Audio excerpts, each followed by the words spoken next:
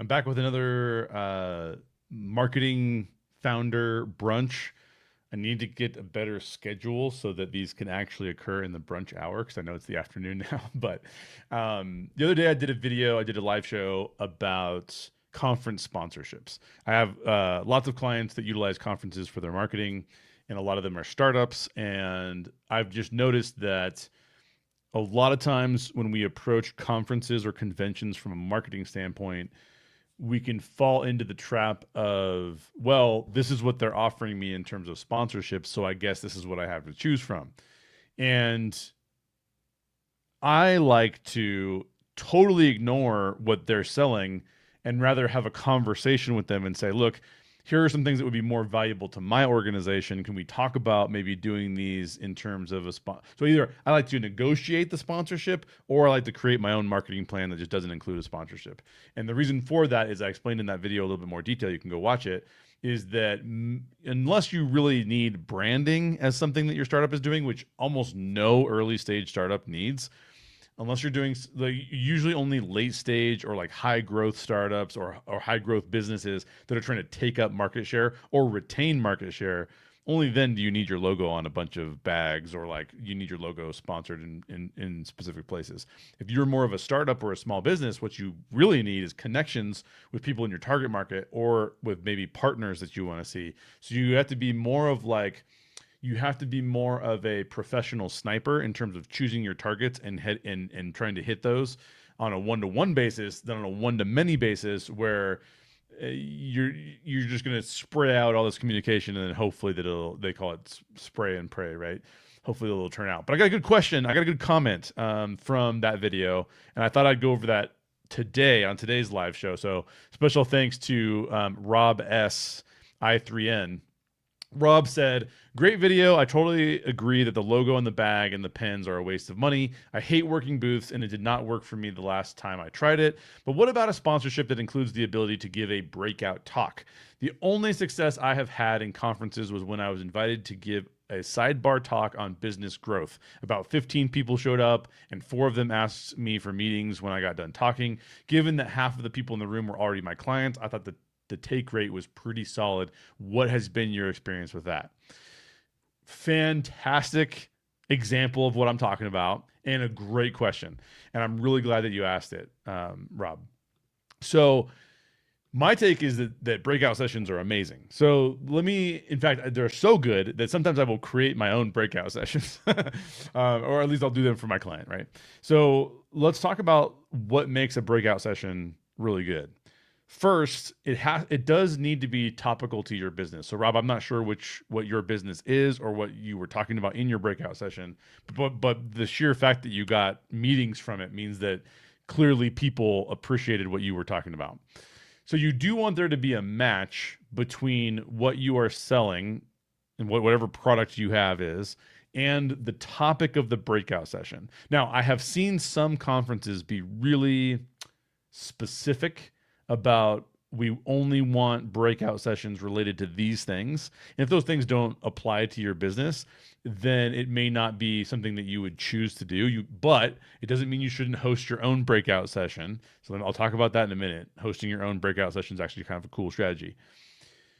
But if there's alignment with the topic and with your ability to sell, and this is like a content marketing goal, it's a thought leadership goal, it is a sales goal, subject matter expertise goal. If you can find topics that you know you can talk about that give you a chance to mention your product, and sometimes you don't even have to mention the product, to be honest. Sometimes there's just such an alignment between the thing you're talking about and your product that they just go hand in hand. If you talk about this, people will come to you afterwards and be like, do you have a way of solving that problem? And you're like, actually, I do. Let me give you a business card because I have a product that helps with that. So you do want topic alignment. You don't want what I used to say and what I learned from the Marketing Leadership Roundtable is that you don't want fringe topics. So let's just say, like, for example, somebody asks you to speak about leadership, but you are selling, sneakers. That's a fringe topic. You just happen to be good at leadership, but you talking about leadership probably won't sell many sneakers. It's not to say that you won't sell any sneakers, but I'm just saying it's less likely. But let's just say that somebody was saying, like, we're going to have a whole thing about running. Well, running is not talking about sneakers necessarily, but if you start to talk about running, instantly everyone's going to go, well, this person's an expert. That's something that I want to do. What's one of the things that I need in order to do this well? I need a good pair of sneakers, right? So, like, there's a difference between a fringe topic, which is a topic you happen to be an expert on, but is not that well connected to your business, versus an adjacent topic, something that you're like, okay, I can talk about this and it will lead to a conversation about my core product. So I would highly recommend that you do breakout sessions that are either adjacent or core. Core would just be like, it's a session about sneakers. You sell sneakers. So adjacent topics and core topics are cool. Fringe topics are getting too far outside the realm of what you probably should be involved with or in, and so you probably shouldn't address those as much. So if the conference is offering breakout sessions and those are part of a sponsorship, then that's different. I can see you doing a sponsorship deal with that conference. You can do that kind of thing because breakouts are very, very valuable. Breakouts are so valuable that let's just say that the conference doesn't offer anything on what your topic is, but people who attend the conference do want to know about your product or fringe topics around your product. When that's the case, what I really like to do is, if I have the budget, right? But there's various ways of doing this. Like if you're a startup, you could invite some people to dinner and say, by the way, at this dinner, the topic of conversation that I'd like to address is, again, I'll use the sneaker example. I want to talk about running. Obviously, we offer sneakers, and I'm trying to connect with runners. I want to learn more from runners, but I also want to communicate with you some things that I'm learning about running, and specifically about building sneakers for runners. Fantastic topic. You should invite people to dinner. If you have a little bit more money, I would highly encourage having a breakout session where, we used to do sessions where we either have kind of a really nice hotel room, maybe it was like a suite or something. This is when I had a really big budget and it was not a startup, so just adjust accordingly. But I would invite people to the hotel room, and it was more of a suite, which means that you could have multiple salespeople and multiple subject matter experts in there, and you're basically doing networking, but we could also do like a little bit of a talk in there as well. The best thing I would do is I would rent out. This is one of my favorite strategies. It is a little bit more expensive, so a lot of startups may not be able to do it. But if you can figure out a way to do it in a way that is not too expensive, I highly, highly, highly recommend this. Is have a breakout session at the hotel or at the convention center, rent out the room, host a dinner in that room. The hotels will usually have a dinner staff that they'll do. And then either do an expert panel. So for example, in the example I've been using, we're going to do an expert panel on running. I'm going to have a sneaker expert there. I'm going to have somebody from my company there to talk about our sneakers. I'm going to have a running champion of some kind there. And then I'm going to have a moderator. And oftentimes, if I'm the moderator, I can direct the conversation to whatever I want it to be. So I'll sit in on that. I'll have 3 experts lined up, and then everyone else is at a table eating dinner while we're having a conversation. And then you can even take questions from the audience. And you can always direct the conversation to the point where you can say things like, I'm really glad you brought that up, expert runner. That's one of the reasons why over at our company, we're building our sneakers to be able to be more cushiony, or whatever the topic is, right? I think that that those things are really valuable. So that's a great question, Rob. Should you invest your money and your time in doing breakout sessions? I say yes, and I say yes because it sets you up as an expert. It allows you to talk about things within your expertise.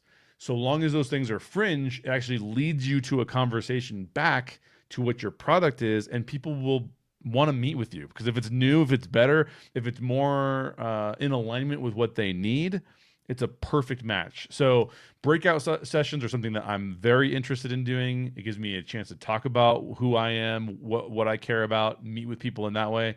And even when there's not a breakout session that is offered by the conference, I'll try to create my own. That's how valuable those can actually be. So that's a really effective strategy. Perfect question from Rob. I love the fact that I got a question from Rob because it gave me a perfect topic for today's video. So if you have more questions, just like Rob had, leave them down below and I'll turn them into other videos in the future. Thanks again for coming to the Startup Marketing Brunch. I know that I've titled it that and I keep getting later in the day where I'm doing these. It's just because I have other meetings and things like that. I'm going to try and nail down a time where I can record these every single day. Hopefully that will be helpful to you. If you are looking for a fractional marketing expert like myself who can come on and help guide you in your marketing, both from I can actually kind of sort of join your team because I'm a fractional CMO, so I'll sometimes join people's teams in a fractional relationship, not as an employee, just as a consultant. Or if I can coach you and just do like an hour a week coaching session where I coach you on what you're doing with your marketing, very happy to do that. Just contact me on LinkedIn, find me on LinkedIn, friend request there. Say you saw my YouTube video and you want to talk to me. Some of those things do cost money. You always get a free consultation. That's always on the table. Some of those do cost money if we get into a relationship, though. Just, of course, I have to make money. But yeah, thanks for watching. And if you got any questions, leave them down below because Rob had a great one and it made for another cool video. So very, very excited about being able to answer Rob's questions. And hopefully I can answer yours. See you next week.